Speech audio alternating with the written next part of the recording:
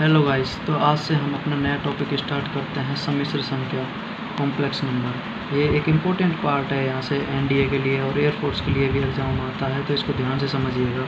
तो यहाँ पर हम स्टार्ट करते हैं काल्पनिक संख्याएँ। ये वे संख्याएँ होती हैं जो ऋणात्मक संख्या का अगर हम रूट निकालते हैं तो वे क्या कहलाती हैं, काल्पनिक संख्याएँ। जैसे मान के चलिए रूट के अंदर कोई भी -2 -3 कुछ भी आ जाए तो ये कैसी संख्या कहलाती हैं, काल्पनिक संख्याएँ। ठीक है, अब देखते हैं जैसे √-1 इस काल्पनिक संख्या की एक वैल्यू माना है हमने किस क्या, आयोटा। क्या माना है, आयोटा। अगर हम आयोटा स्क्वायर करेंगे तो यहाँ पर स्क्वायर करना पड़ेगा तो ये -1 आ जाएगा। आयोटा क्यूब क्या होगा, माइनस आयोटा होगा। आयोटा की पावर 4 1 होगी। आयोटा की पावर 8 भी क्या होगी, 1। इसका मतलब यहाँ पर हम समझ सकते हैं यदि n पूर्णांक संख्याएँ हैं तब क्या होगा कि आयोटा की पावर जितनी यहाँ पर 4 के गुना में होगी ना, वो सभी का मान 1 होगा। जहाँ r बराबर n में 4 का भाग देंगे तो प्राप्त शेषफल आयोटा की पावर 4n बन होता है। 4n + 1 जोड़ देंगे, 1 और आयोटा हो जाएगा। 4n + 3 minus iota, 4n + 2 -1। और एक बात यहाँ पर, किसी भी जब आयोटा की क्रमागत 4 जो घात जो क्रमागत होंगी उन चारों का योग कितना होगा, 0। जैसे 4 से 1, 4 से 2, 4 से 3, 4 से 6। यहाँ पर 1 2 3 4 भी हो सकती हैं, कोई सी भी क्रमागत होनी चाहिए चारों संख्याएं, तो उन सभी का योग क्या होता है, सामने ये लिखा भी है नीचे देखिए। आयोटा की क्रमागत 4 घातों का योग सदैव 0 होता है। देखिए यहाँ पर 11 12 13 14 0 होगा।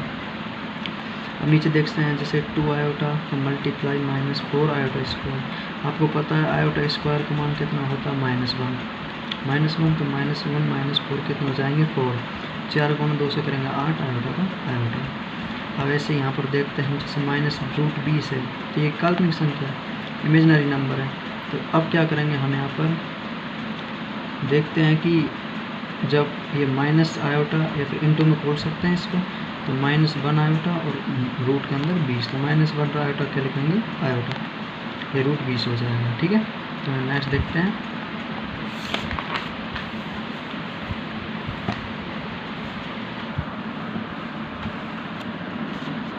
सम्मिश्र संख्या परिभाषा देख लेते हैं। पर फर्स्ट ये परिभाषा फर्स्ट है x + आयोटा y रूट, जहाँ x y क्या है, ये रेशनल सभी वास्तविक संख्याएं हैं तथा i बराबर ये आयोटा बराबर रूट के अंदर -1 होता ही है, सम्मिश्र संख्या कहलाता है। इसका मतलब ये है कि सम्मिश्र संख्याओं को सम्मिश्र संख्या वह रूप है जिसमें x + आयोटा y रूप की जितनी भी संख्याएं होंगी सम्मिश्र संख्या कहलाएंगी। ठीक है, अब देखते हैं यहाँ पर हम सम्मिश्र संख्याओं को हम दर्शा सकते हैं z1 z2 किसी से भी आदि से व्यक्त कर सकते हैं। जैसे z बराबर हमने यहाँ पर दर्शाया हुआ है 1 + 2 आयोटा, 1 - 3 आयोटा, कुछ भी हो सकता है, लेकिन फॉर्म ये होनी चाहिए x + आयोटा y।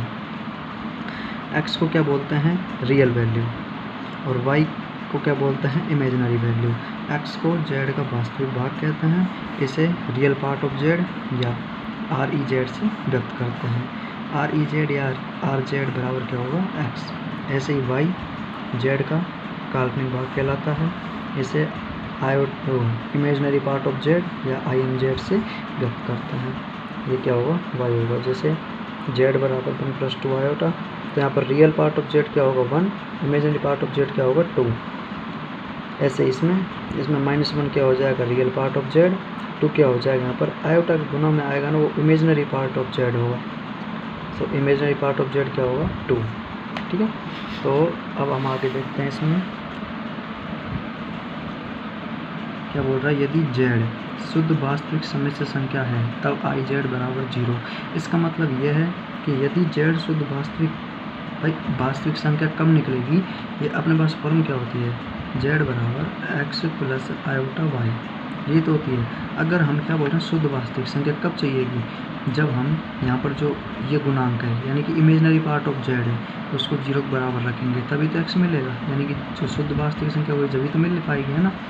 यदि z शुद्ध काल्पनिक संख्या है तब क्या करना पड़ेगा, हमको x को 0 करना पड़ेगा, यानी रियल पार्ट ऑफ z को 0 करना पड़ेगा। ठीक है, z बराबर 3 आयोटा है, 0 + 3 iota, real part of z क्या हो जाएगा, 0, क्योंकि भाई 0 प्लस है ना, 0 + 3 आयोटा इसलिए लिख सकते हैं इसको। तो 0 क्या हो जाएगा यहाँ पर real part of Z, imaginary part of Z क्या हो जाएगा आयोटा का गुणांक कितना 3। ऐसे ही देखते हैं 0 बराबर 0 हो तो यहाँ पर 0 शुद्ध वास्तविक संख्या तथा शुद्ध काल्पनिक दोनों प्रकार की समय संख्या है। अगर क्वेश्चन है देखिए जेड बराबर cos theta plus iota sine theta एक शुद्ध वास्तविक सम्मिश्र संख्या है, तब थीटा का मान क्या क्या हो सकता है। देखिए थीटा बराबर 2n पाई, थीटा बराबर 2n प्लस 1 पाई, थीटा बराबर n पाई या नन ऑफ दीज। तो कौन सा इसमें से, देखिए इसने क्या बोला है एक शुद्ध वास्तविक संख्या कब होगी जब साइन थीटा 0, साइन थीटा 0 किस में होता है बताइए, साइन थीटा 0 किस में होता है, तो वो साइन थीटा 0 होगा यहाँ पर साइन थीटा 0 होगा ये 2n पाई में, तो थीटा बराबर 2n पाई आ जाएगा। अब देखिए यदि a plus iota b greater than c plus iota d तब कौन सा कथन सत्य होगा। तो इनमें हम जब भी ऐसा क्वेश्चन आया तो हमको आयोटा वाले पार्ट को नहीं देखना है, इसको देखना है जो रियल पार्ट है ना इसको। तो एक चीज़ बताइए यहाँ पर ये इससे बड़ा कब हो सकता है, जब b बराबर 0 d बराबर 0 होगा तभी तो a को b से हम c से बड़ा कर सकते हैं ना। तो ये डिपेंड नहीं करता है इमेजिनरी पार्ट पर, ठीक है। आंसर हो जाएगा यह हो जाता है सेकंड। रीजन देख लो, असमीका केवल वास्तविक संख्याओं में परिभाषित होती है, अतः उपरोक्त कथन तभी सत्य होगा जबकि उनके काल्पनिक भाग शून्य हो, ठीक है। अब देखते हैं आगे, यहाँ पर एक परिभाषा सेकंड देख लेते हैं हम सम्मिश्र संख्याओं की। वास्तविक संख्याओं के क्रमित युग्म को सम्मिश्र संख्या कहते हैं। यहाँ पर एक आयलर फॉर्म चलती है उसको हम आगे बताएंगे, लेकिन यहाँ पर देख लीजिए आप जेड बराबर एक्स प्लस आयोटा वाई ये क्या कहलाते हैं कार्तीय रूप, और इसको बोलते हैं बिंदु रूप, मतलब इनको अलग करके लिखना, तो ये क्या कहलाएगा बिंदु रूप, ठीक है। निम्न में सम्मिश्र संख्या छांटिए।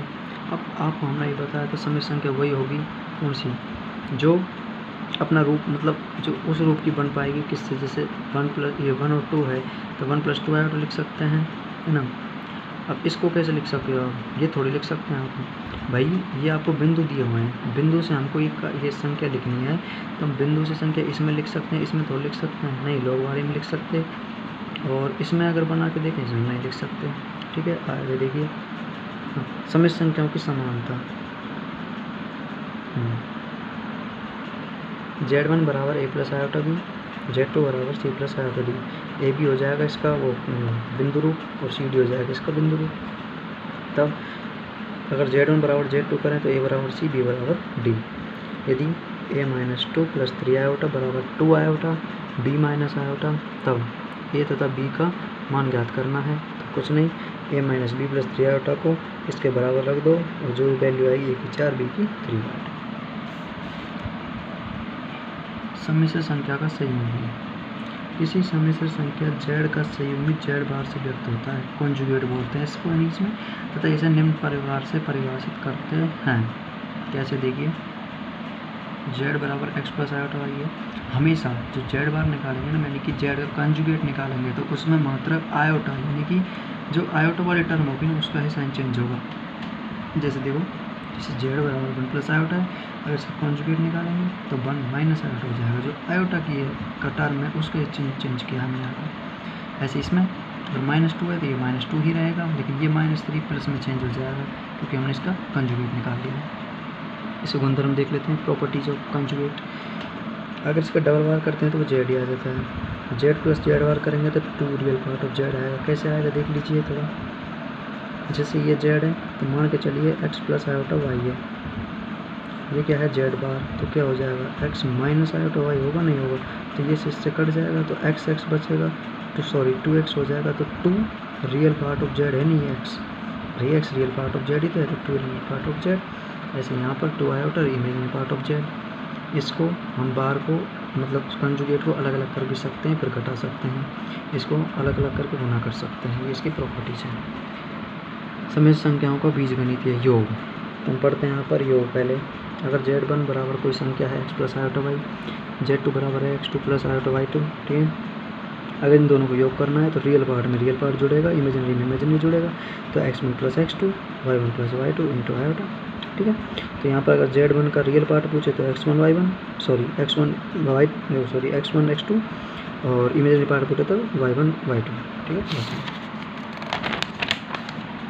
अब यहाँ पर कुछ हम क्वेश्चंस देख लेते हैं। एक मीन आप समझ लीजिए यहाँ पर, जैसे यदि z बराबर 1 प्लस आयोटा तब z बार का मान ज्ञात करना है, तो कुछ नहीं, इसमें आपको पता है अगर जेड बराबर प्लस आयोटा तो जेड बराबर हो जाएगा 1 minus iota, 1 minus iota, iota से आयोटा कट गया +2।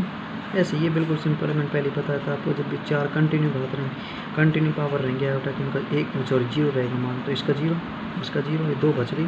Iota power 9, iota power 10, iota power 9 मतलब आयोटा, आयोटा पावर 10 मतलब आयोटा स्क्वायर, तो आयोटा आयोटा, आयोटा स्क्वायर मान -1, ये वैल्यू आप ऐसे ये सिग्मा, इसमें मान निकाल लेंगे हम, ठीक है। इसके बाद देखते हैं हम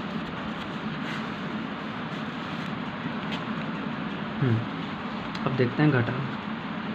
तो घटाव कैसे निकालेंगे, वही रियल पार्ट में से रियल पार्ट को घटाएंगे, इमेजिनरी में से इमेजिनरी को घटाएंगे। अब प्रोडक्ट में गुना देख लेते हैं, वही रियल पार्ट ये ऐसे गुना होंगे कैसे, यहाँ पर हम दोनों को जब गुना करेंगे तो x1 x2 हो जाएगा, और ऐसे ही इन दोनों को जब गुना करेंगे ना तो आयोटा स्क्वायर -1 बन जाएगा, तो -y1 y2 हो जाएगा। और आयोटा के साथ हम इनको x1 x2 को x1 y2 को ले लेंगे, एक और y1 x2 को ले लेंगे, ठीक है। तो ये सब प्रोडक्ट हो गया। तो इसमें रियल पार्ट अब जेड पूछे तो आप निकाल सकते हो आसानी से। यहाँ पर देखिए हम यहाँ पर क्वेश्चन देखते हैं, z1 बराबर 2 + 3 आयोटा है, z2 बराबर 2 - आयोटा है। क्या कह रहा है, find real part of z1 and imaginary part of z2। तो पहले इनका गुना करना पड़ेगा, तो हमने गुना किया यहाँ पर, तो real part of z1 z2 क्या आ गया 7, imaginary part of z1 z2 क्या आ गया 4, ऐसे निकालते हैं। यहाँ पर डिवाइड को देख लेते हैं, वही भाग करेंगे तो यहाँ से मान निकल जाएगा। ये बिल्कुल सिंपल है भाग में। अब देखिए यहाँ पर हम कुछ चीज़ें पढ़ते हैं, जैसे योज्य तत्समक। तो योज्य तत्समक क्या होता है, किसी भी संख्या सम्मिश्र संख्या z के लिए योज्य तत्समक 0 होता है, और योज्य प्रतिलोम होता है -z। ये अच्छी चीज़ है, इसको ध्यान रखना, ठीक है। गुणन तत्समक होता है 1, गुणन प्रतिलोम होता है 1/z, ठीक है। तो यहाँ पर इसका क्या पूछा है, इसका योज्य तथा गुणन प्रतिलोम बताओ। तो ऑलमोस्ट सवाल यहाँ से प्रतिलोम के आते हैं, तो आप इनको ध्यान रखना। तो योज्य प्रतिलोम तो -z हो जाएगा, और गुणन प्रतिलोम क्या हो जाएगा 1/z हो जाएगा, ठीक है। तो ये कंप्लीट। हाँ, ये आर्गेंड समतल, सॉरी मैंने आयलर बोल दिया था, सॉरी उसके लिए। यहाँ पर क्या है, आर्गेंड समतल। आर्गेंड समतल में क्या होता है, जो हमने बताया था पहले x + आयोटा y है, तो इसको हम बिंदु रूप में लिख देते हैं। जैसे z2 + 3 आयोटा है ना, तो इसको बिंदु रूप में क्या लिखेंगे 2 और 3, ठीक है। अब देखिए सम्मिश्र संयुग्मी, ये आप पहले पढ़ चुके हैं, इसकी प्रॉपर्टी भी आपने देख लिया है, और कुछ प्रॉपर्टी और एक्स्ट्रा यहाँ पर, जैसे z की पावर n का अगर सिग्मा निकालना हो तो आप पहले z की पहले यहाँ पर बार कर लीजिए, सिग्मा निकाल लीजिए, उसके बाद इसकी पावर n कर दीजिए। z1 × z बार का मतलब होता है mod z का स्क्वायर। ये सबसे इम्पोर्टेंट प्रॉपर्टी यहाँ पर, कभी आपसे डायरेक्ट प्रॉपर्टी पूछ सकता है। और ये यहाँ पर z इनवर्स बार को हम z बार का इनवर्स भी कर सकते हैं, ऐसा कर सकते हैं। मापांक निकालना, z का मापांक को ऐसे दर्शाते हैं। इसका मापांक निकालने के लिए रूट में रियल पार्ट का स्क्वायर प्लस इमेजिनरी पार्ट का स्क्वायर, ठीक है। तो x² + y² यानी कि रियल पार्ट ऑफ z का square plus imaginary part of z का स्क्वायर, ठीक है। इसकी कुछ प्रॉपर्टीज है, देखिए मोड ऑफ z का मान हमेशा 0 से बड़ा होगा, ये तो आपको पता ही है, क्योंकि मोड लग गया तो माइनस में कभी आ ही नहीं सकता है। ये प्रॉपर्टी आपने ऊपर ही पढ़ी थी अभी। z1 × z बार को क्या लिखेंगे यहाँ पर z का होल स्क्वायर। ये सभी क्या होते हैं इक्वल, क्योंकि मैंने बताया था ये मोड के अंदर माइनस से कोई मतलब ही नहीं होता। आयोटा कोई मतलब नहीं है, तो गुना कर लेना आप चाहे, z बार का कोई मतलब नहीं होता। इन तीनों का अलग अलग कर सकते हो, इनको भी अलग अलग कर सकते हो, कॉन्जुगेट, इसको होल स्क्वायर कर सकते हो, ऊपर एंड लगा, ठीक है। आगे देखें, एक क्वेश्चन है यहाँ पर, कुछ नहीं, 3 + आयोटा, इसका अगर मोड निकालेंगे आप तो क्या आ जाएगा, रूट के अंदर 9 + 1 यानी 10, 9 + 1 10, कोई नहीं, निकाल देंगे उसे। एक मापांक के नंबर यहाँ पर कुछ दिए हुए हैं, जिनका मापांक 1 होता है, जैसे z का बार का मापांक 1, जिसका मापांक 1 हो गया, क्या संख्या होता है, आयोटा है, माइनस आयोटा है, 1 है, ओमेगा है, ओमेगा स्क्वायर। इन चीज़ के बारे में हम बताएंगे आपको थोड़ी देर में। मापांक ए समीकरण, ये इंपॉर्टेंट है, डायरेक्ट एम का छप जाती हैं कभी कभी। जैसे फर्स्ट है z1 का बार प्लस z2 का बार, ये हमेशा ग्रेटर देन या इक्वल होगा z1 + z2 के मापांक के। z1 का मापांक माइनस z2 का मापांक इस लेस देन होगा z1 + z2 के होल मापांक के। z1 + z2 z1 का मापांक प्लस z2 का मापांक ये बड़ा होगा z1 - z2, यानी कि जो प्लस वाला है ना हमेशा बड़ा होगा, माइनस वाला हमेशा छोटा होगा इनसे, इसके ध्यान रखना। कोणांक या मुख्य कोणांक यानी कि आर्ग्यूमेंट एम्पलीट्यूड, z बराबर प्लस आयोटा, इसके लिए आपको देखिए यहाँ पर एक बार जेड बराबर एक्स प्लस आयोटा है, तो कोणांक क्या होता है थीटा, टेन थीटा बराबर क्या हो जाएगा वाई अपॉन एक्स। यहाँ से देखिए जैसे किसी भी को थीटा बना लिया यहाँ पर, तो ये वाई हो जाएगा, ये एक्स हो जाएगा, तो y upon x tan theta बराबर वाई अपॉन एक्स, तो थीटा बराबर tan inverse y upon x. Argument z या amplitude of z tan inverse y upon x. इसके बाद देखते हैं यहाँ पर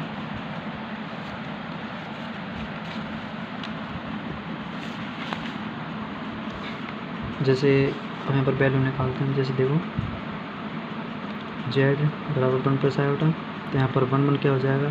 हाँ, इसमें हम एक चीज़ देखते हैं, फर्स्ट ऑफ ऑल हम यहाँ पर ऐसे चेक नहीं करेंगे कि ये कौन से क्वाड्रेंट में है, इसको हम बाद में डिनोट करते हैं। जैसे टेन थीटा बराबर वाई अपॉन एक्स निकालेंगे, तो यहाँ से क्या आ जाएगा, टेन थीटा बराबर एक्स से गुना मतलब एक्स, यहाँ बिंदु निकालेंगे पहले तो हम 1 1 हो जाएंगे, ठीक है। तो 1 1 तो थीटा बराबर क्या हो जाएगा पाई बाय 4, तो उससे क्वाड्रेंट में फर्स्ट क्वाड्रेंट में, तो ठीक है एम्पलीट्यूड जेड क्या आ जाएगा पाई बाय 4। अगर हम इसमें देखें तो ये -1 +1 कोई मतलब नहीं, अब हमको फर्स्ट में चिन्ह नहीं लेना है, वो 1 1 ही डालने वाई अपॉन एक्स 1 1 डाल दे, पाई बाय 4 आ गया। लेकिन ये क्वाड्रेंट कौन सा है, तो -1 और +1 कौन से क्वाड्रेंट में आते हैं, सेकंड क्वाड्रेंट में। सेकंड क्वाड्रेंट में एम्पलीट्यूड जेड कैसे निकालेंगे, पाई माइनस पाई बाय 4। यहाँ पर कुछ ट्रिक है, इसको लिखना चाहो तो लिख लो। फर्स्ट क्वाड्रेंट में थीटा होता है, यहाँ पर पाई माइनस थीटा, थर्ड में pi minus pi plus theta, और यहाँ पर माइनस थीटा, ठीक है। देखिए ये एम्पलीट्यूड निकाल लेंगे, ऐसे इसमें निकाल लेंगे, इसमें ये तीसरा क्वेश्चन ऐसे कैसे एज इट इज है। आगे देखें हम, तो यहाँ पर कोई भी पॉइंट अगर देखो, जैसे जेड बराबर 3 है, तो 3 क्या है, रियल नंबर है ये, है ना। तो ये 3,0, ठीक है, तो कहाँ पर आ जाएगा, एक्स पर, एक्स का मान दिया होगा ना, तो एक्स पर आ जाएगा।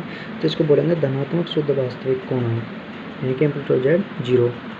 अगर ये पाई पर आ जाएगा तो पाई ले लेंगे, अगर ऊपर आ जाएगा तो पाई बाय 2, नीचे आएगा तो माइनस पाई बाय 2, सीधी सी बात है। जैसे ये रहा एम्पलीट्यूड जेड पाई बाय 2 यहाँ पर आ गया ना ये, इसलिए। अब आगे देखें तो यहाँ पर जैसे जेड बराबर लैम्बडा आयोटा है, अगर लैम्बडा का मान 0 से बड़ा है, यानी कि 2 आ जाए, कुछ भी आ जाए, तो ये कहाँ पर चलेगा ग्राफ, पाई बाय 2 की तरफ।